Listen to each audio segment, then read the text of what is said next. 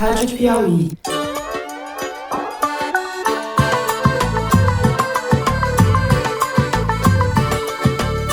Olá, sejam muito bem-vindos ao Foro de Teresina, o podcast de política da revista Piauí. O que está acontecendo nesse país é uma máxima que eu venho tentando dizer há muito tempo.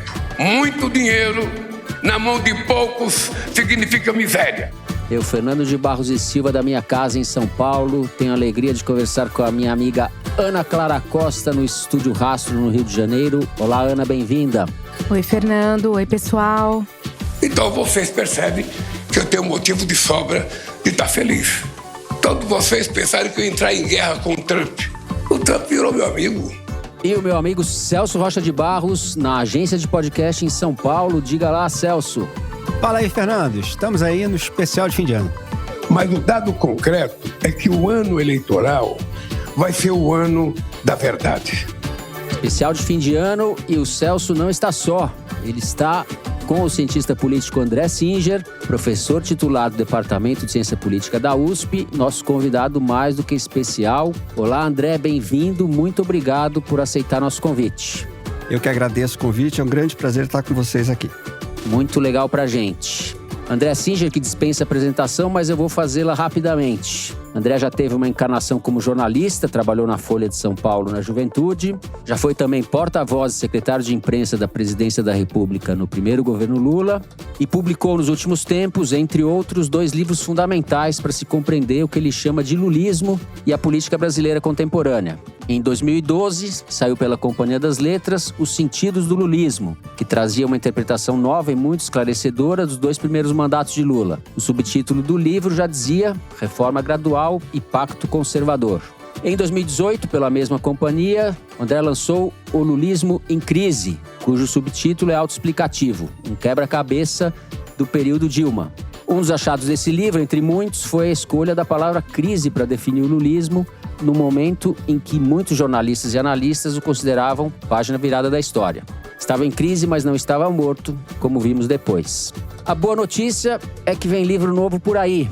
Ele se chama, estamos dando em primeira mão, Impasse. E o subtítulo é O Brasil diante da onda reacionária. Não é para já, está previsto para meados do ano que vem, mas a gente vai falar um pouco a respeito.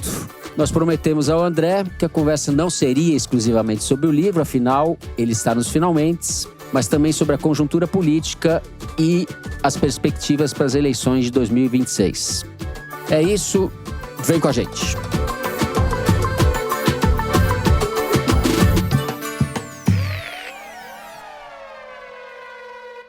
Eu vou começar, André, com um pedacinho da introdução do livro que nós tivemos acesso. O livro foi gentilmente cedido por você, o prefácio, né? Por você e pela Companhia das Letras. Eu vou começar lendo um trechinho que eu acho que pode dar um bom pontapé inicial para a nossa conversa. Você diz o seguinte: fechadas as urnas municipais de 2024, Lula 3 viveu meses agônicos.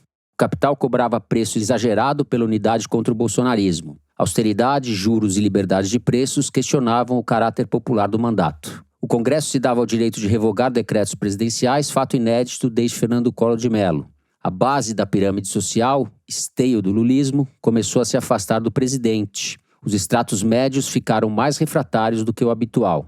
A Frente Democrática balançou e uma eventual candidatura de Tarcísio de Freitas assomou no horizonte. Subitamente, no fim do primeiro semestre de 2025, os preços estancaram. Donald Trump unificou o lado democrático do Brasil em torno de Lula. Bolsonaro e Tarcísio tropeçaram nas próprias pernas. O Congresso aprovou a isenção de imposto de renda para quem ganha até R$5 mil e o terceiro mandato saiu das cordas. O livro, você diz, tenta elucidar o que está por baixo do vai-vem, buscando detectar linhas de força que atravessam e vão além do dia a dia. Então eu cito esse trecho, que é um resumo maravilhoso do que aconteceu no último ano, na verdade. Eu queria que você falasse um pouco pra gente a respeito do livro, da motivação, enfim. O que você pode elucidar o que está por baixo desse vai e vem?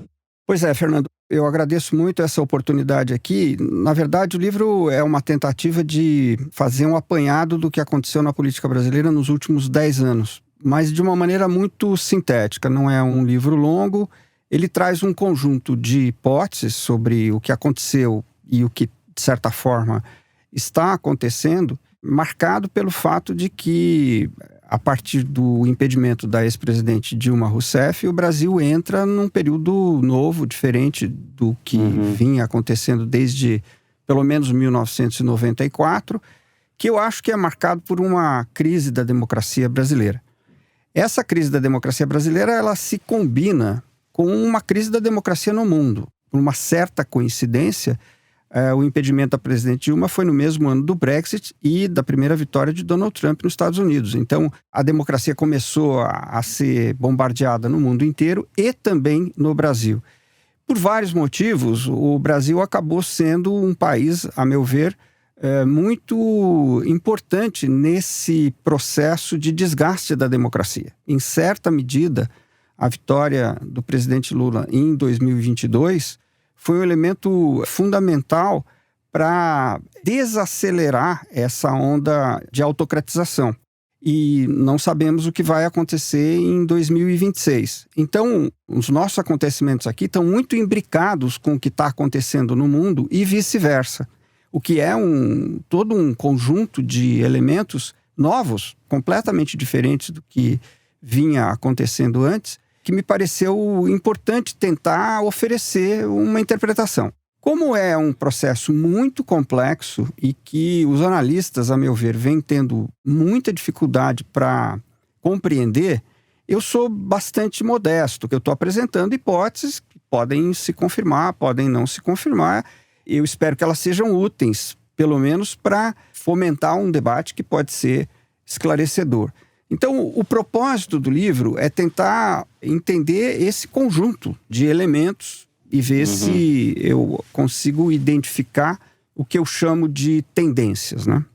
André, você foi o criador do termo lulismo como conceito, né? Assim, obviamente você pode falar de lulismo como a prática de apoiar o Lula, mas no seu trabalho tem um significado mais específico, que é um tipo de reformismo fraco, né? A redistribuição sem conflito. O Lula fez a redistribuição de renda dele, principalmente pelo lado do gasto social, que foi em parte favorecido pelo boom de commodities, etc.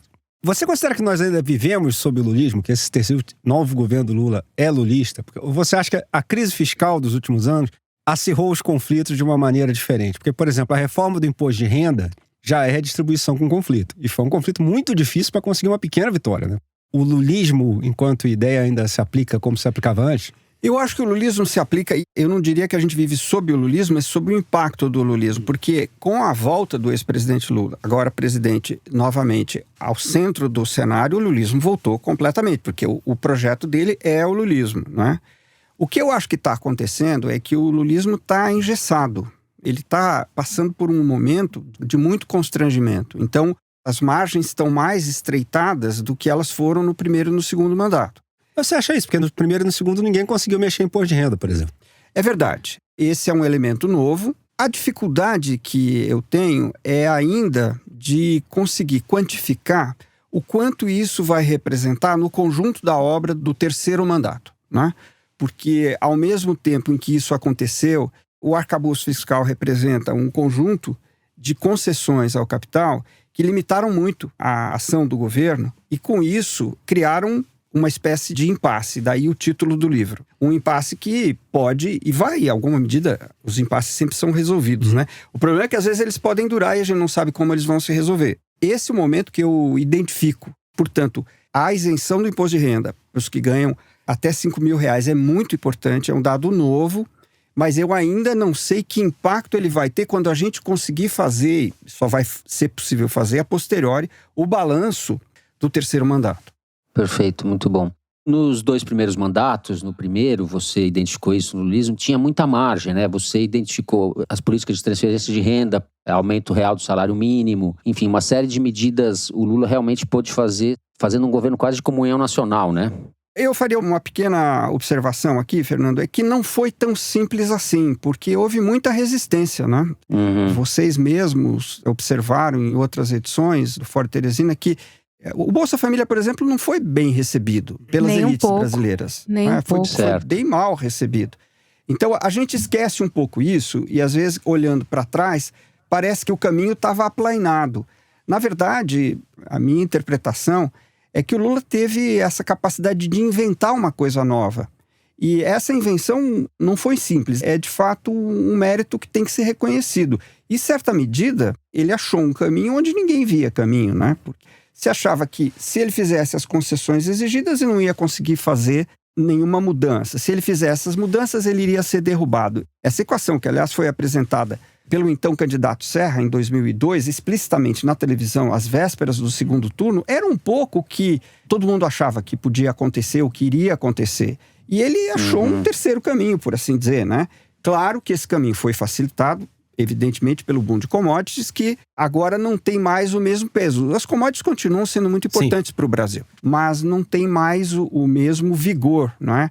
Que criaram aquelas margens que foram bem aproveitadas. Isso que você está falando, eu lembro que a própria formatação do Bolsa Família foi muito trabalhosa. Deu errado no primeiro momento, né? Demorou quase um ano para o programa assumir o formato, né? Que vingou.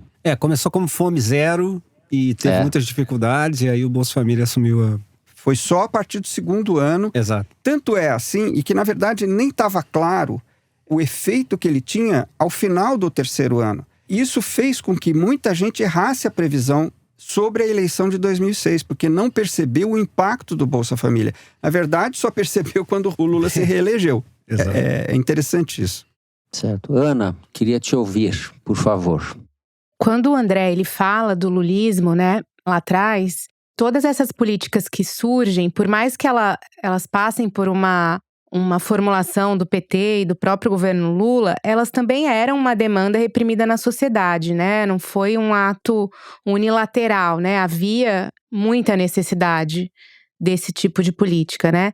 E hoje, nessa nova fase do Lula, a impressão que eu tenho é que as demandas da sociedade mudaram um pouco em relação a essa questão do bem-estar, né? Do que significa bem-estar. E até você, na época das eleições municipais, né, com aquele surgimento do Pablo Marçal como opção para a Prefeitura de São Paulo, você discutiu muito isso, né? Sobre até que ponto a esquerda, o PT ou o Lula, enfim, o governo Lula, estava conseguindo se conectar com as demandas da sociedade tais como elas são hoje.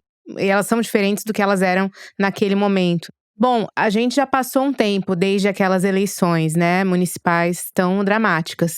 Você acha que mudou o cenário de lá para cá? Você acha que o lulismo de hoje está conseguindo ter um pouco mais de conexão com essas pessoas que não necessariamente vão ser beneficiadas pela reforma do imposto de renda, pelo menos não de uma forma direta, já que o mercado de trabalho se precarizou tanto? Olha, a minha impressão é que sim e não. O sim vem do seguinte: na verdade, não é que as demandas da sociedade mudaram por completo. O que aconteceu é que houve uma transformação surpreendente e, em parte, se deveu à pandemia durante o governo Bolsonaro. Porque o governo Bolsonaro triplicou o valor do Bolsa Família. Isso é um fato incrível, porque, como diziam os velhos Marx e Engels, quantidade vira qualidade, né? Quer dizer, é outro Bolsa Família. Um Bolsa Família de R$600, aos quais o Lula, ao se eleger, acrescentou R$150 por filho até 7 anos, é um valor que em regiões do país, como o interior do Nordeste, o interior do Norte, onde o custo de vida é significativamente mais baixo do que ele é, por exemplo, em São Paulo ou no Rio de Janeiro, um valor, por exemplo, de R$900, que uma mãe com 2 filhos é bastante comum, é um valor significativo. Então, houve uma mudança do Bolsa Família durante o Bolsonaro, em parte pela Covid, porque vamos lembrar que o Bolsonaro não queria fazer o auxílio emergencial. Exato. Ele foi obrigado pelo Congresso Nacional, pelo Rodrigo Maia, que liderou um processo, também é preciso reconhecer isso, de fazer o auxílio emergencial. Na última hora, para não ficar fora do processo, o Bolsonaro propôs subir para R$600, era 400. E foi R$600. Quando ele foi fazer, eu não me lembro o nome que ele deu, Auxílio Brasil, né? Auxílio Brasil. Ele revogou o nome Bolsa Família para tentar ganhar a eleição de 22, ele voltou ao valor de R$600, que era o valor do auxílio emergencial da Covid, que era uma coisa completamente excepcional. Então, não é só as demandas da sociedade mudaram, é que a ação do Estado mudou. Mudou sob, de novo, o impacto do lulismo, mas aí filtrado, surpreendentemente, pelo bolsonarismo e sua conjuntura. Só lembrando que isso aconteceu também nos Estados Unidos. O Trump fez também um auxílio emergencial muito forte contra a sua base. Porque esse não era o programa. O programa, nesse aspecto, tanto do Trump quanto do Bolsonaro, é um programa neoliberal. Agora, especificamente, existe sim novas demandas da sociedade, que eu acho que não estão bem localizadas, porque há um novo setor que começa a surgir ainda durante o lulismo, que é, por exemplo, o setor da sociedade que foi beneficiado pelo ProUni. São pessoas que não são de renda média, de um sentido tradicional. Eu chamo de estratos médios, mas não é a classe média tradicional. Esses setores estão crescendo, né? A meu ver, tem a ver com o aumento da escolaridade, tem a ver com a mudança do mercado de trabalho. Então, há um setor maior de trabalhadores brasileiros, parte deles na informalidade ou na plataformização, que tem aspirações distintas da classe trabalhadora anterior a esse período e, portanto, anterior ao período do lulismo. Esse setor, volto a dizer, que nasce com o lulismo, mas continua se expandindo durante o bolsonarismo e agora, ele parece ter demandas que ninguém está entendendo muito bem. Por exemplo, um tipo de relação com o mercado de trabalho que não é a busca da carteira de trabalho. Exato, tem movimentos no TikTok, de jovens no TikTok contra a CLT, né? Fazendo vídeos com milhões de visualizações, como se fosse a CLT fosse um retrocesso, né? Isso. Um impedimento. Uma amarra. Isso é tipicamente um fenômeno novo, né? Cujas dimensões não estão exatamente claras, porque, às vezes, as redes sociais amplificam grupos que, se você vai quantificar, não são tão grandes no conjunto da sociedade. Mas eles existem e eles têm expressão. E se expressaram claramente, a meu ver, na candidatura do Pablo Marçal, que foi um fenômeno muito importante, embora restrito, até porque ele agora está inelegível, mas importante do ponto de vista de sinalizar uma nova situação.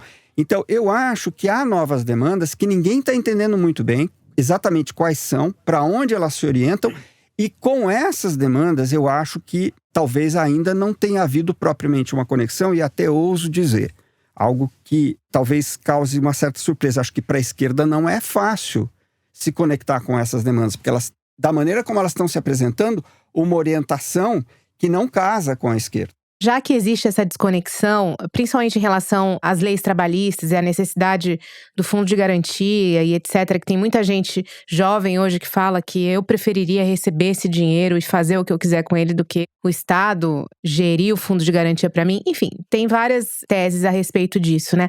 Mas talvez uma forma, aqui jogando para vocês essa reflexão, não poderia ser um foco menor no mercado de trabalho em si, no sentido que está precarizado e tal, né? A gente sabe.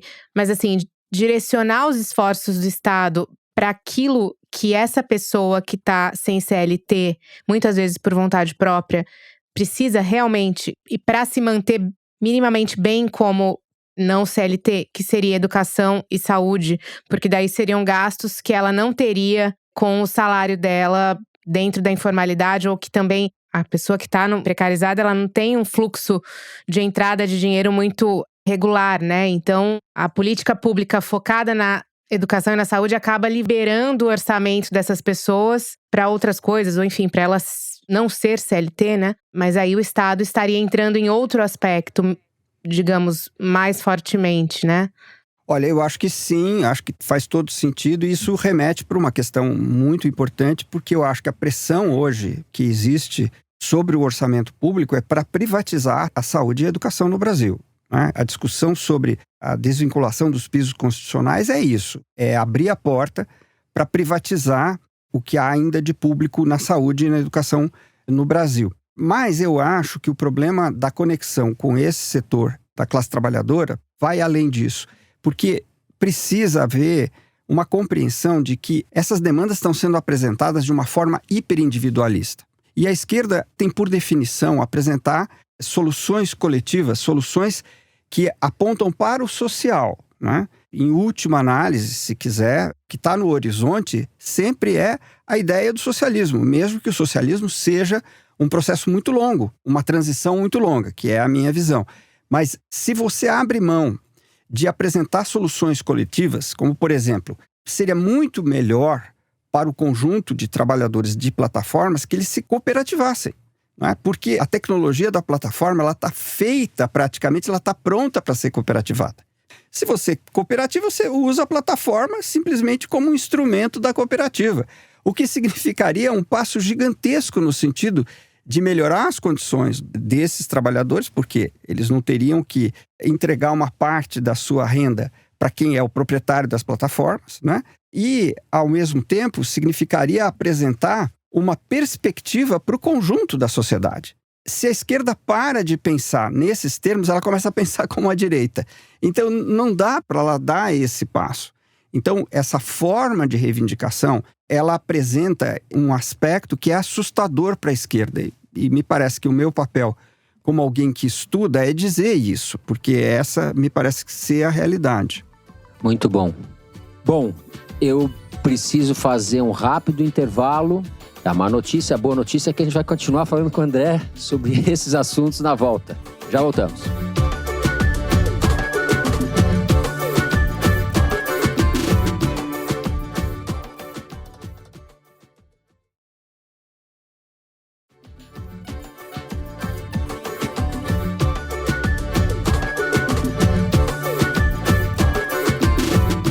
Muito bem, estamos de volta. André, um dos aspectos que eu queria conversar com você diz mais respeito, não tanto ao assunto específico que a gente está tratando, mas ao seu método de trabalho. Em alguns momentos do prefácio, você cita o trabalho do Fernando Henrique, principalmente do Fernando Henrique do começo dos anos 60, quando estuda o empresário industrial e descobre coisas diferentes do que a esquerda hegemônica, o Partido Comunista, estavam vendo. A correlação de forças era outra. Então tinha, de um lado, uma imaginação teórica, e ele era um dos estudantes do seminário do Marx, do qual seu pai também participou, e enfim, foi um seminário importante, histórico, na formação de uma geração de intelectuais e de outras gerações, né? Teve uma importância muito grande. Tinha, então, um arsenal teórico e uma imaginação teórica muito grande, mas o Fernando Henrique tinha uma atenção à empiria que era rara de ver, talvez. E ele faz uma combinação muito feliz, no caso, né? Virou uma das referências da sociologia nos anos 60 no mundo inteiro, não só no Brasil. Faz sentido isso que eu estou falando? Faz todo sentido, e é uma coisa muito interessante que aconteceu. De um lado, o Fernando Henrique, junto com o Gianotti, liderou o seminário de Marx, né? Na USP, já jovens professores da USP resolveram fazer um seminário muito rigoroso de estudo, praticamente, né, linha por linha, do Capital do Marx. E isso gerou, esse esclarecimento eu devo ao professor Roberto Schwartz, uma espécie de marxismo original, uma espécie de reflexão marxista brasileira original, que se combinou com uma exigência muito forte do professor Florestan Fernandes, à época catedrático de sociologia, do qual o Fernando Henrique era assistente, uma exigência de buscar os dados, sempre buscar os dados, de que a ciência social precisava ser enraizada nos fatos concretos e precisava ter base empírica, que é uma tendência que parte do marxismo não seguiu. O Marx tinha esse cuidado, tanto é assim que tem partes do Capital que são difíceis de ler no sentido que elas são algo maçantes, porque ele fica em cima dos dados, fica, porque ele quer mostrar com dados o que ele está dizendo, não são meras afirmações de natureza filosófica, embora tenha muita filosofia, né, no Capital, e seja, a meu ver, incompreensível o que ele está fazendo sem a filosofia. Mas no caso brasileiro, você tem uma reflexão marxista original que se combinou com uma exigência de empiria. E isso realmente é um fenômeno que eu não conheço muito paralelo, que eu acho que se deu na USP, com o qual eu acabei me identificando muito. Eu gosto de trabalhar assim. Acho importante trabalhar assim. E muitas vezes isso cria muitas barreiras, porque se você se coloca a necessidade de praticamente provar você não consegue em ciência social nunca, mas de tentar pelo menos mostrar que há uma série de evidências que embasam as suas afirmações, muitas vezes você não consegue fazer as afirmações, né? E às vezes até você tem que fazer essas afirmações meio dizendo, olha, para isso eu não consegui muita evidência, mas eu acho que talvez seja assim. É uma coisa um pouco contraditória, mas é assim mesmo que funciona. Muito legal. Celso, por favor. André, você tem uma classificação, um esqueminha para a história dos partidos brasileiros, né? Que seria um partido do interior, um partido popular e um partido das classes médias, né? À luz desse modelo, eu queria saber a sua explicação sobre a recente crise política, que começa como reação a uma série de escândalos de corrupção em que o Centrão, enfim, que seria uma espécie de amálgama do que você chamaria de partido do interior, né? Esses partidos fisiológicos, com base municipalista, etc. O Centrão estava no núcleo desses escândalos de corrupção, inclusive atravessando governos diferentes e com o Centrão ali participando e coordenando vários esquemas. E ao final da crise, eles parecem ser os grandes vencedores, né? Eles estão construindo máquinas políticas gigantescas desde a reforma política de 2017. Os grandes partidos brasileiros agora são esses PP, União Brasil, essas coisas. Como é que você explica esse processo? Porque, em tese, a crise, se você pensar no que criou essa crise, no que foi o núcleo da crise, esses escândalos de corrupção, isso deveria ter explodido o Centrão, né? Mas o que aconteceu foi exatamente o contrário. Eu acho que o que explica, no fundo, Celso, é que o Brasil mudou pouco. O Brasil é dotado de um imenso interior que não se transformou muito. Porque o Brasil, na verdade, desde 1980, ele está se desindustrializando, ele cresce pouco, e a modernização brasileira, ela, de certa forma, mingou, né? Aquilo que vinha sendo a modernização desde 1930 até 1980, o que inclui também o regime militar, à sua maneira, mas foi claramente a conclusão do processo de modernização iniciado em 30, inclusive os militares completaram a industrialização do país, a ponto de produzir aviões, né? Essa modernização começou a andar para trás. E ela não para de andar para trás se a gente olha para o conjunto. Há avanços, não é? Voltando para o começo da conversa, eu acho que o reformismo fraco do lulismo representou avanços, entre outros, né? Não foram os únicos. Mas, no conjunto, o Brasil está mudando pouco. É por isso que eu acho que o Centrão continua sendo tão importante. Ele vem sendo importante desde a colônia, né? É um traço da formação brasileira. E eu acho que essa é a explicação de fundo do fenômeno. Não é uma explicação tão conjuntural, porque eles atravessam as conjunturas. Basicamente porque eles controlam boa parte das máquinas políticas locais, de onde saem os prefeitos, boa parte do Congresso Nacional e assim por diante. Vai ser difícil isso mudar se o Brasil não mudar. Do ponto de vista institucional, o problema esbarra nitidamente na falta de uma reforma política, que, por exemplo, criasse o voto em lista. Se criasse o voto em lista, esse sistema seria abalado, a meu ver. Sofreria um abalo.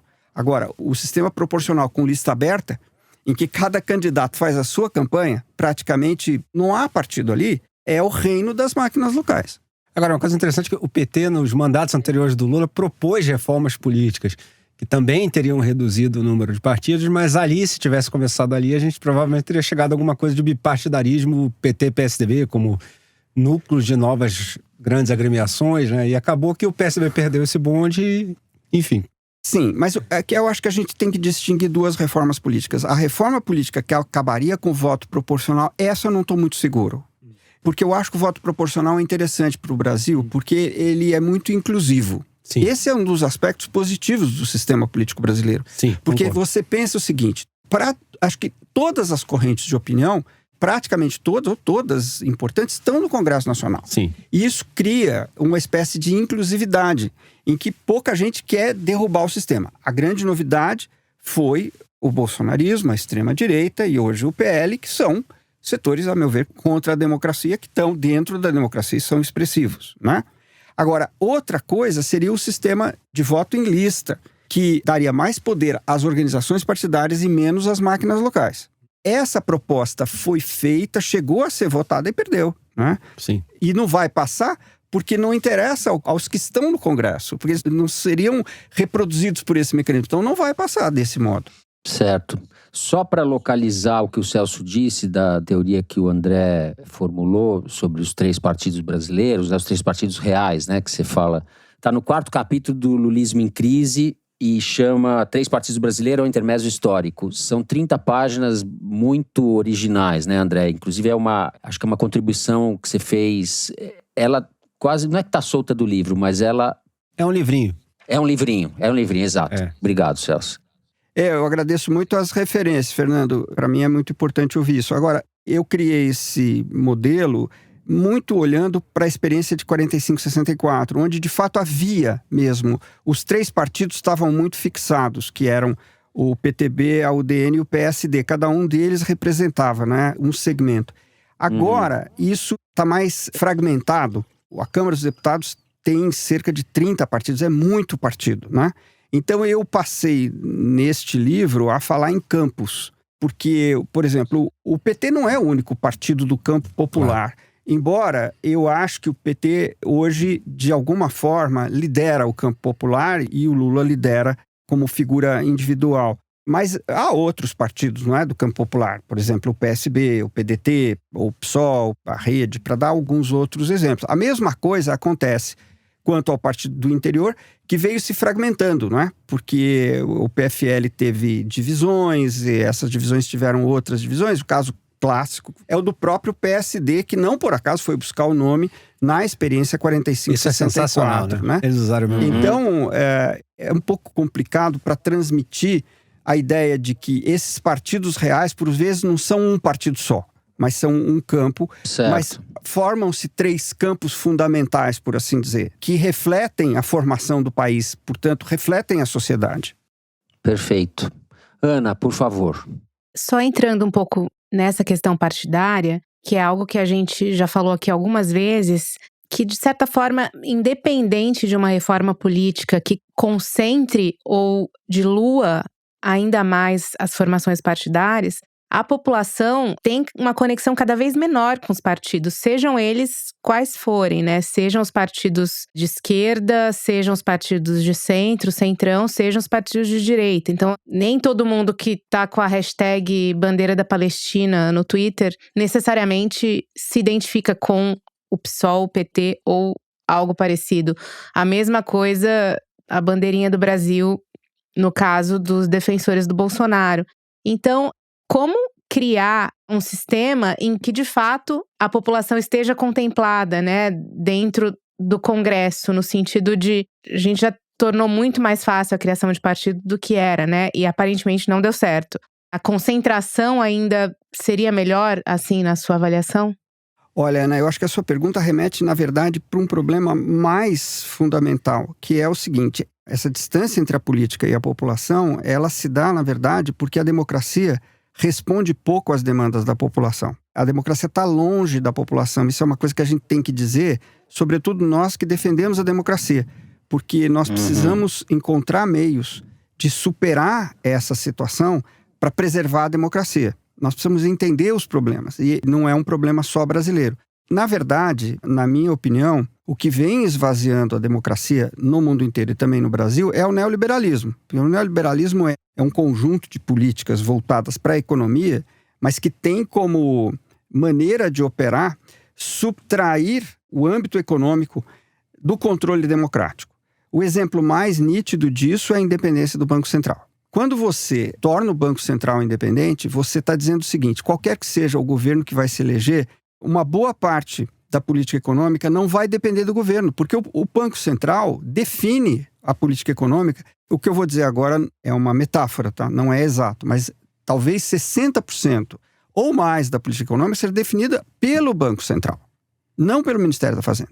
Então, isso é uma coisa que vem ocorrendo no mundo inteiro, não é? E que simplesmente tira a política econômica do âmbito democrático. Agora, a economia é o centro da política. Isso é uma coisa fundamental entender. A macroeconomia, as grandes decisões de política econômica estão no centro nevrálgico de qualquer processo político no mundo, seja aqui, seja na China. E, obviamente, nos Estados Unidos, na Inglaterra, na França, etc. Por quê? Porque, fundamentalmente, é desse processo que depende a vida material das pessoas. E as pessoas precisam dessas condições materiais para poderem obter todo o resto. Você pode dizer assim, mas não é só a vida material que interessa. Não, mas sem ela não dá para ter nada. Então, o que se espera da política, o que a população espera da política é que melhore as suas condições de vida. E se a política não pode mexer com a economia, ela não pode melhorar as condições de vida. Então, a população começa a sentir o seguinte: eu posso eleger A, B ou C, que vai dar na mesma, porque as coisas não vão mudar. Isso não é um pouco o que o Trump está tentando fazer, no sentido de politicamente interferir na economia com as tarifas e... No Fed, inclusive. Exatamente. Também interferindo no Fed. Sem dúvida. É uma excelente observação. O que acontece com o Trump é o seguinte: o Trump é muito contraditório, porque ao mesmo tempo que ele faz isso, ele aprofunda medidas neoliberais, como, por exemplo, deixar de taxar os mais ricos, as empresas, etc, etc. Aprofundar o neoliberalismo. Mas, ao mesmo tempo, ele está fazendo, sim, políticas de intervenção na economia, como é o caso das tarifas, que é uma política claramente mercantilista do século XVII, XVI, XVII, ou, como lembrou agora o Celso, interferir no Banco Central dos Estados Unidos.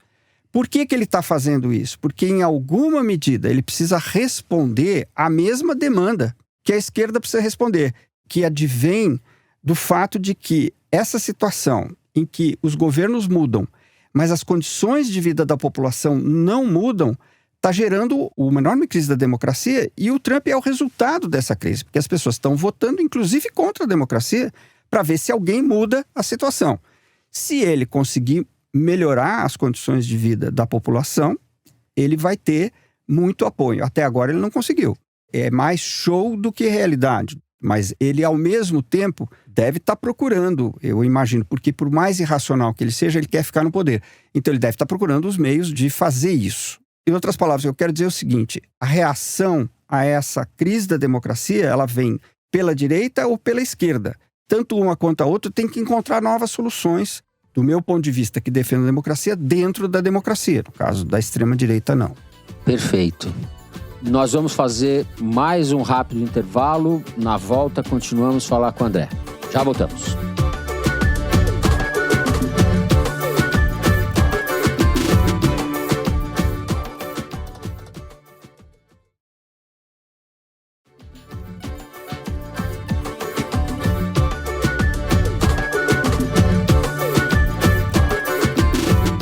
Muito bem, estamos de volta. Ana Clara, vamos continuar com você, retomando um pouco onde a gente largou a conversa no bloco anterior.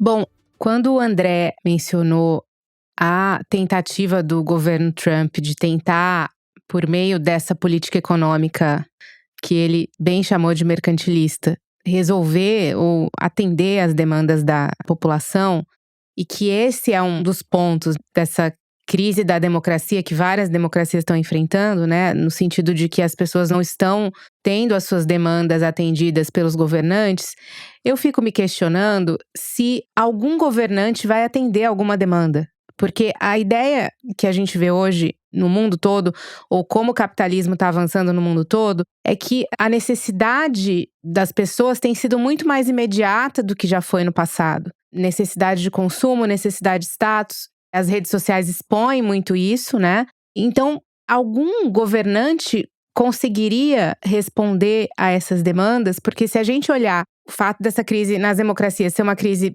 generalizada, ou seja, em todos os países na América Latina, na Europa, em países, inclusive, com uma diferença muito grande no ponto da desigualdade, ou seja, países que têm uma desigualdade muito menor, como a França, por exemplo, como a Alemanha, estão enfrentando as mesmas questões que nós, né? Que poderíamos justificar com a desigualdade o surgimento da extrema-direita. E, em parte, tem a ver, claro, mas, assim, tem países que não são tão desiguais e que estão enfrentando o mesmo problema. Há possibilidade de algum governante suprir a demanda de uma população que está sendo o tempo todo metralhada com novas demandas de felicidade e de satisfação e de bem-estar trazidas pela internet, pelas redes sociais. Eu não vejo muito que governo conseguiria satisfazer o ser humano hoje.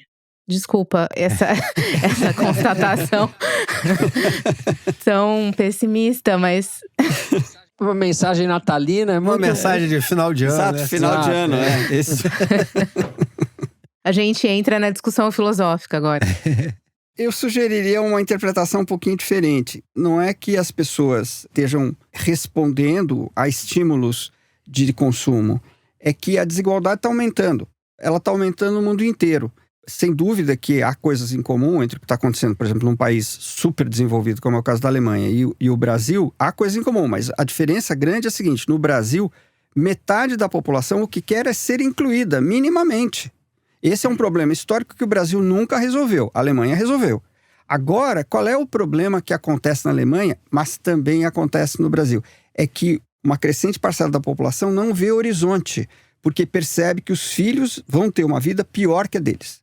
Esse é o problema. O problema não é tanto que a pessoa não consegue comprar especificamente determinados bens de consumo duráveis, de maior desejo.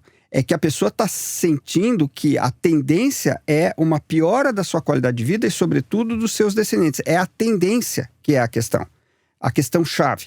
É claro que tem repercussões imediatas, porque, por exemplo, eu acho que a derrota da Kamala Harris nos Estados Unidos tem a ver com o fato de que a inflação subiu muito nos Estados Unidos e o Biden não foi capaz de dar conta daquilo. Pelo menos é o que eu leio numa situação que, diga-se de passagem, é bastante enigmática, porque pouca gente ou ninguém previu o que aconteceu e eu estou achando que os analistas estão com dificuldade para entender, mesmo retrospectivamente, o que aconteceu. Mas, de todo modo, eu acho que o problema de fundo é abrir novas perspectivas. Para que você criar um horizonte de melhora gradativa da população, é preciso diminuir essa desigualdade. Por isso que essa questão da isenção do imposto de renda no Brasil é tão importante, porque de alguma maneira você precisa começar a operar propriamente dito uma redistribuição da renda, né? Isto posto, o que eu tenho que reconhecer é que ninguém está encontrando o caminho para isso. Porque se armou um sistema tão globalizado e tão difícil até de entender, que é esse mecanismo do fluxo global de capitais, que os governos não conseguem intervir. O melhor exemplo, para mim, é o caso da Grécia. No caso da Grécia, a população elegeu um governo para romper, depois o governo, não contente com ter sido eleito, fez um referendo. A população, não, nós acreditamos que se rompa. E o governo não rompeu. Não rompeu porque percebeu que não tinha caminho na ruptura. O horizonte está fechado. Isso quer dizer, é preciso inventar novas soluções. Só que essas soluções não estão à mão. E isso é, de fato, um elemento muito preocupante da atual situação, sem querer reforçar a mensagem de fim de ano da Ana, claro. Eu queria puxar por aí mesmo. Muito do que a gente estava discutindo até agora, e eu acho que muita discussão de esquerda recente, é sobre bloqueios às propostas de esquerda. Sobre a direita está fortíssima, tem imperativos sistêmicos e a esquerda não consegue implementar as suas propostas. Agora, eu acho que isso dá uma impressão que me parece um pouco falsa, é que se não tivesse nada disso, a esquerda teria um monte de proposta pronta para resolver um monte de problema. E eu não tenho certeza se isso é verdade. Por exemplo, se você pegar aqui no Brasil as discussões sobre política econômica que seriam implementadas se não fosse, enfim, a autonomia do Banco Central, o mercado, etc., parece muito com o desenvolvimentismo asiático, que por sua vez é um sistema basicamente sem welfare state, né? Sem proteção social nenhuma. Que é um dos elementos que explica a alta taxa de poupança deles. Então, você acha que a esquerda teria essas propostas? Se hoje, magicamente, ano que vem, a esquerda ganha a maioria no Congresso e no Senado, e o governo pode implementar as políticas de esquerda que ele quiser, você acha que tem já um cardápio de políticas para serem implementadas, além do que seria básico de, enfim, investimento em saúde, educação, etc? Com toda a sinceridade, eu acho que não. Essa ideia não é minha. Eu quero dar o crédito ao Perry Anderson, que escreveu um artigo que saiu em abril deste ano, na London Review of Books e aqui no Brasil na Terra Redonda, em que ele diz isso. Quer dizer, o neoliberalismo continua, apesar da crise de 2008, tudo que se seguiu é um neoliberalismo em crise, mas não tem alternativa, porque faltam elementos teóricos. Ele diz, olha, o keynesianismo era um elemento teórico, mas o keynesianismo parece que está vencido. Aí entra uma discussão econômica que eu não sei fazer. Nem eu, o quanto realmente está vencido. Mas o Perry Anderson tem muita autoridade para dizer o que ele está dizendo e me pareceu uma interpretação convincente. Não obstante, eu quero dizer o seguinte, mesmo sem ter uma solução global, no caso brasileiro, por exemplo, que é um país grande, com um mercado grande e que lidera uma região, que é a América Latina, que é potencialmente grande, se ela conseguisse se unificar, eu acho que algumas coisas a esquerda sabe o que fazer. Por exemplo, no caso brasileiro, eu acho que não faz o menor sentido a esquerda aceitar a desvinculação dos pisos constitucionais com saúde e educação, que foram uma grande conquista no sentido do estado de bem-estar social, justamente como você estava falando que não existe na sua menção nos países asiáticos, não faz nenhum sentido deixar isso morrer no Brasil. Ao contrário, nós teríamos que completar esse sistema que, diga-se de passagem, os Estados Unidos não tem um sistema único de saúde como nós temos, público, e que é voltado para uma saúde universal de qualidade. Tudo bem que ele está pela metade, mas a ideia é essa, né? A mesma coisa no sistema público de educação. Então, da mesma forma, não faz sentido nenhum a esquerda aceitar a ideia de desvincular os benefícios da Previdência Social dos aumentos do salário mínimo. Porque a Previdência Social é um mecanismo de bem-estar social no Brasil fundamental para preservar o que nós temos, não é? de proteção às pessoas mais vulneráveis, sabendo que o Brasil é um dos países mais desiguais do mundo e, portanto, que há uma grande vulnerabilidade social. Portanto, se nós olharmos para o conjunto, eu acho que a esquerda, e é isso que o Perry Anderson diz, ela precisa agora se concentrar absolutamente em criar esses mecanismos, ou seja, em criar essas alternativas, o que envolve uma elaboração intelectual. Mas eu acho que há coisas que, num caso como o país como o Brasil, que a gente sabe o que precisa fazer. Perfeito. André, eu queria voltar um pouco para a arena política eleitoral. Eu vou citar aqui um trecho do seu prefácio, que é excelente para a gente introduzir isso. Você diz assim: embora Jair Bolsonaro, o mini-me de Donald Trump, tenha sido condenado à prisão por tentativa de golpe, convertendo o Supremo Tribunal Federal numa barricada da legalidade, a sentença não pode conter o reacionarismo que emerge de baixo para cima, isto é, do solo da sociedade para a altura das instituições. O tamanho da extrema-direita no Brasil, a gente vai saber no ano que vem, né? Como é que as coisas vão se configurar. A direita hoje projeta-se um campo fragmentado. Digamos assim, uma candidatura de extrema-direita, ou mais de uma candidatura de direita e extrema-direita, ou alguma coisa no meio do caminho entre elas. Como é que você está vendo esse quadro? Já que do outro lado está mais ou menos claro, não acontecendo nada extraordinário, e bato na madeira, o Lula é o candidato, isso está posto, certo? Eu queria responder em duas partes, Fernando. De um lado, explicando por que eu falo de reacionarismo que emana da base da sociedade.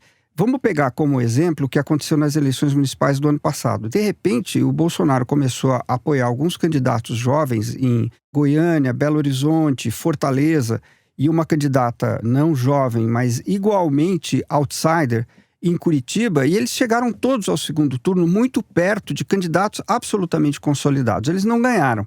Mas é nítido que o que aconteceu nessas cidades foi o que aconteceu em São Paulo também com o Pablo Marçal. O Marçal não chegou ao segundo turno por um acidente. Ele ficou por uma margem. Acidente ou talvez um erro que ele tenha cometido, uma derrapada final, né? Mas por muito pouco, né? Eu quis dizer, por um fio. Sim, a questão do Boulos, né? É a questão da falsa denúncia contra o Guilherme Boulos. Exato. Foi por nada, né?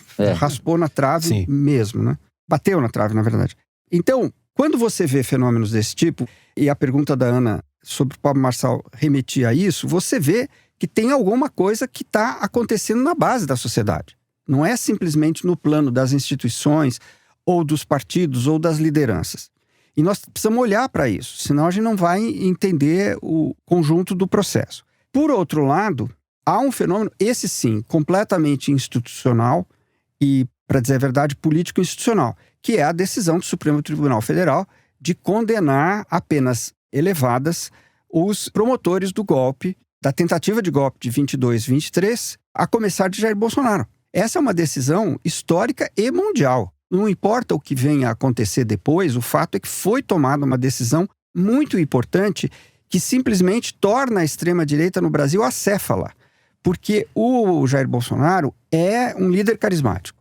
E o carisma não é transferível. O Weber, acho que matou essa charada, não é? Quando a Igreja Católica teve que substituir Jesus Cristo, então surge o que o Weber chama de rotinização do carisma. Não é carisma mais, é a instituição. Agora, esse processo desorganiza a extrema-direita, desorganiza muito. Eu acho que há hoje na extrema-direita brasileira um verdadeiro caos, porque eles não sabem o que fazer.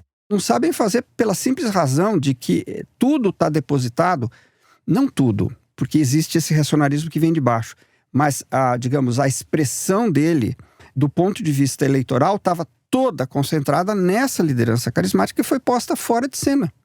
Então é um problema muito sério que não tem solução simples. E isso, evidentemente, os desorganiza. Isto posto, se a gente olha agora para um outro aspecto, se a gente olha para o conjunto do eleitorado, ele está mais ou menos dividido assim. 30% está com Lula, 30% está contra e 30% está no meio. Essa é uma situação que projeta uma eleição competitiva para o ano que vem. Uhum. Quando existe isso, as forças políticas tendem a se organizar para ocupar esses espaços. E é natural que isso aconteça. Vai acontecer? Não tenho certeza, mas é a tendência. Como vai acontecer? Não sei. Ou seja, como as peças vão se organizar, aí eu não sou capaz de dizer. Até porque esse é um momento da política, porque cada um está tomando as suas decisões. Por exemplo, Tarcísio de Freitas, num certo momento ele vai ter que correr risco ou não. Isso é uma decisão dele. Eu não tenho como saber o que ele vai fazer. Até porque ele talvez não saiba. Então eu dizer ele vai fazer isso, vai fazer aquilo, não sei se tem muito sentido, né? Ele terá que tomar decisões. E eu estou dando o exemplo dele, mas muitos terão que tomar decisões. O Kassab terá que tomar decisões. Terá que correr riscos, porque não está dado. O próprio Bolsonaro terá que tomar decisões, porque o que o Bolsonaro quer é voltar, né? Nesse momento não há uma via clara para isso, mas a gente teria que falar muito para falar da dosimetria. Eu sei que vocês falaram disso semana passada, etc, etc. Mas é isso que está em discussão, né? Se ele vai voltar ou não em 30. O pano de fundo, tudo isso é esse. Então, tem uma quantidade de variáveis em jogo tão grande que eu não sei se alguém consegue juntar todas elas e dizer alguma coisa além de identificar, quer dizer, no meu caso, modestamente, identificar tendências, né? Eu queria expor uma situação aqui, André, e eu queria saber se você consegue elucidar o que eu não consigo compreender. Se a gente for pegar América Latina, enfim, Estados Unidos, não estou falando dos regimes parlamentaristas da Europa, mas dos regimes presidencialistas, o que a gente vê, na verdade, é mais do que uma crise da esquerda ou um avanço da direita e da extrema-direita, a gente vê, de certa forma, uma crise do incumbente, né? Que é o que denota uma crise da democracia, porque nenhum incumbente está conseguindo responder às demandas da população, né? Então, a gente tinha um presidente de direita no Chile, entrou o Boric, agora voltou outro de direita, Kast, de extrema-direita, numa coalizão ali de toda a direita do Chile. Na Argentina, havia o Macri, entrou Alberto Fernandes e depois o Milei. Então, direita, esquerda e volta para a direita. Biden sucedeu o Trump, que depois ganhou de novo. Na Colômbia, o Petro sucedeu o Ivan Duque, que era de direita. Agora, no Brasil, o Bolsonaro foi o candidato que quebrou o sistema, né? Que depois foi sucedido pelo Lula. E os indícios até agora, enquanto gravamos, é que o Lula tem uma reeleição mais provável do que uma derrota mais provável nesse momento. Parte em razão da melhora dos índices de aprovação dele, parte porque a direita está completamente desarticulada e também, pelo menos no retrato de hoje em que estamos gravando o programa, parte expressiva da centro-direita está preferindo o Lula reeleito do que o risco, como você mesmo falou, né? O Kassab tem que tomar risco, o Bolsonaro tem que tomar risco. Tem uma parte do centrão que não está afim de tomar esse risco, né? Então, o Lula hoje tem uma possibilidade de reeleição, dado o contexto, maior do que de derrota. Então, assim, a situação do Brasil, ela parece ser diferente das demais democracias que estão trocando de incumbente a cada mandato, né? Como é que você vê essa situação específica? Assim, o fator que muda a situação do Brasil nesse contexto de troca de incumbente seria o absurdo do Bolsonaro, por exemplo, ou a nossa democracia tem algo de diferente? Tem um fator diferente que é claro, que é a decisão da justiça brasileira de tirar o principal líder da extrema-direita do cenário político por enquanto. Ou seja, ele não pode se candidatar e com isso ele desorganizou a extrema-direita. Não tem o Trump, né? Essa brincadeira que eu peguei do Martin Wolf, que é um colunista do Financial Times, que fala que o Bolsonaro é o mini-me do Trump. É isso mesmo, porque talvez não tenha nenhuma outra liderança que se mimetize tanto quanto o Bolsonaro em relação ao Trump. É um fenômeno também novo, nunca vi isso nessa proporção. Então, o Trump brasileiro foi tirado de cena. E isso é algo que os americanos, sobretudo os que são a favor da democracia, ficam muito espantados. E é algo mesmo, você estava falando em enigma, é algo muito interessante, porque o Brasil, sendo um país tão desigual e com uma democracia relativamente jovem e bastante ameaçada, está tendo um fenômeno, por assim dizer, democrático muito interessante, né? Que a gente tem que também compreender dentro das grandes contradições brasileiras. Como dizia o Tom Jobim, o Brasil não é para iniciantes, né? Agora, isto posto, o governo Lula 3 conseguiu, até aqui, isso que eu chamei de agônico, né? O primeiro semestre de 2025, isso ficou ameaçado. É isso que eu vou dizer agora.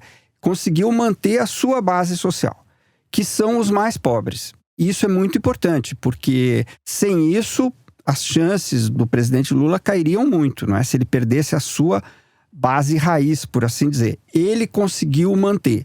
Agora, tem um fenômeno difícil de entender e que só, de certa forma, reforça, ou pelo menos é um outro aspecto do enigma. Ninguém entendeu muito bem o que aconteceu este ano. Nem por que caiu, nem por que voltou. Essa é que é a verdade. Não está claro, acho que para ninguém. Tem um elemento que eu acho muito importante, inclusive nessa questão que foi chamada, não sei se apenas pela Isabella Weber, mas acho que pela imprensa mundial, de maldição do incumbente em 2024. 2024 foi o ano que teve mais eleições na história recente, né? E muitos governantes perderam. Governantes conservadores e governantes progressistas, como a Ana falou. Por quê? Por causa da inflação. A inflação derruba governos. Se a pessoa chega no caixa do supermercado e não pode comprar o que ele precisa, ele vota contra. Ele vota contra quem está no governo. Há uma percepção de que a inflação é responsabilidade do governo central. Diferentemente, por exemplo, da questão de segurança pública, que no Brasil é responsabilidade dos governos estaduais. Então, qual é parte do enigma que eu posso elucidar? É que os índices indicam que os preços pararam de crescer em torno de junho e julho deste ano, que coincide com o momento em que as intenções de voto no presidente Lula, sobretudo a avaliação do governo ótimo e bom, voltam a subir. E voltam a se colocar lentamente no mesmo patamar em que estavam antes da queda, ou seja, antes de outubro de 24. É até aí que eu consigo ir, não é? Agora, tem questões como as que a gente falou aqui, que dizem respeito às novas demandas. O problema do mercado de trabalho, por exemplo, é um mistério, porque o mercado de trabalho está muito aquecido. E até pouco tempo atrás, isso representaria uma reeleição segura. Alguma coisa está acontecendo, isso é uma mudança estrutural. E não é só no Brasil, porque nos Estados Unidos também o Biden se fiou muito nisso, porque ele tinha muito emprego e mesmo assim a Kamala Harris perdeu. É só até aí que eu consigo ir. Perfeito. Nós vamos encerrando então o terceiro bloco do programa. Fazemos um rápido intervalo, na volta, Kinder Ovo.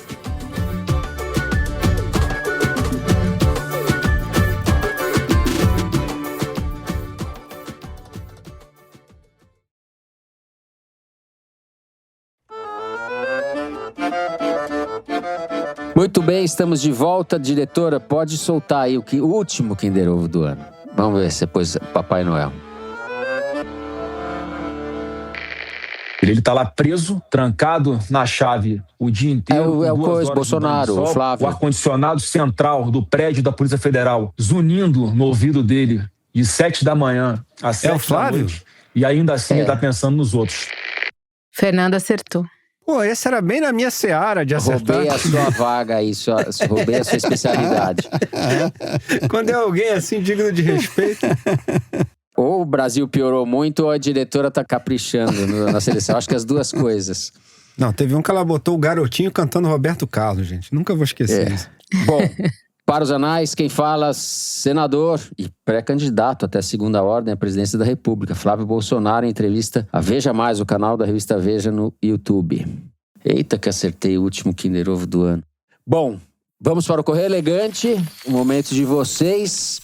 Eu vou direto ler aqui o recado do Rodrigo Chaves. Queria deixar aqui meu agradecimento a cada um de vocês. Sou realmente apaixonado pelo Foro de Teresina. Tenho muita admiração e respeito pelo trabalho que fazem. É uma horinha muito gostosa do meu fim de semana que eu aproveito ao máximo deitado na minha rede, dopado de café e curtindo cada minuto dos comentários calorosos de vocês três. Dopado de café, sou eu também dopado, mas café não dopa, né? Café liga. Dopado teria que ser de maconha, alguma coisa assim, mas enfim. Muito bom. O Nakari postou no Spotify. Pensando em todas as pessoas que dizem escutar o Foro na academia, creio que o Foro Fitness já seja uma realidade. Agora, a ideia de fazer o Foro Fitness ao vivo realmente me pegou. E apesar de eu apoiar a atividade física, creio que apenas em solidariedade, eu fugiria com casca de bala em busca de um lugar mais aprazível para ouvir suas análises embasadas. Ou já tem bar na academia? Temos que criar academia com bar. A Ana Cláudia, sem sobrenome, mandou: Não poderia deixar o ano acabar sem agradecer por essa montanha-russa semanal de sentimentos que vai da indignação ao riso com as tiradas dos céus, a gargalhada do Fernando e a sabedoria da Ana. Você vê que o único que não é palhaço aqui é a Ana. Já tem camiseta e bolsa do Foro na lojinha ou estou atrasada no rolê? Desejo um ano utópico para nós, pois viver essa distopia está flórida, galera. Um abraço também para minha grande amiga Valéria Bodin, aqui de Floripa, com quem divido tantas afinidades, entre elas o amor por vocês e a Piauí. Valeu, Ana Cláudia. Valeu, Ana Cláudia. Muito bem. Bom, a gente vai já encerrando o programa de hoje por aqui. Antes dos créditos, eu quero agradecer enfaticamente ao André pela gentileza dessa conversa, que foi excelente. Eu tenho certeza que as pessoas vão gostar muito. Obrigado demais, viu, André? Eu que agradeço, Fernando. Agradeço muito o convite. Foi uma grande alegria estar aqui com vocês. Mesmo, muito obrigado. Obrigada, André. Bom, a gente encerra então o programa de hoje por aqui. Se você gostou, não deixe de seguir e dar 5 stars pra gente no Spotify. Segue no Apple Podcast, na Amazon Music favorita, na Deezer e se inscreva no YouTube. Você também encontra a transcrição do episódio no site da Piauí. O Foro de Teresina é uma produção do Estúdio Novelo para a revista Piauí. A coordenação geral é da Bárbara Rubira. A direção é da Mari Faria, com produção e distribuição da Maria Júlia Vieira. A checagem é do Gilberto Porcidônio. A edição é da Bárbara Rubira e da Mari Leão. A identidade visual é da Amanda Lopes. A finalização e mixagem são do João Jabassi e do Luiz Rodrigues, da Pipoca Sound. Jabassi e Rodrigues, que também são os intérpretes da nossa melodia tema. A coordenação digital é da Bia Ribeiro, da Emília Almeida e do Fábio Brizola. O programa de hoje foi gravado aqui na minha casa em São Paulo, na agência de podcast também em São Paulo e no Estúdio Rastro do Dani Di, no Rio de Janeiro. Eu me despeço então dos meus amigos. Tchau, Ana Clara. Feliz Ano Novo. Tchau, Fernando. Tchau, pessoal. Um bom ano para todo mundo. Tchau, Celso. Feliz Ano Novo. Tchau, Fernando. Boas festas. Feliz Ano Novo para todo mundo. André, feliz Ano Novo. Tchau. Muito obrigado mais uma vez. Feliz Ano Novo para todos. Muito obrigado. É isso, gente. Uma ótima virada de ano a todos. A gente se vê a partir do dia 9 de janeiro. Nós estamos de volta. Feliz 2026.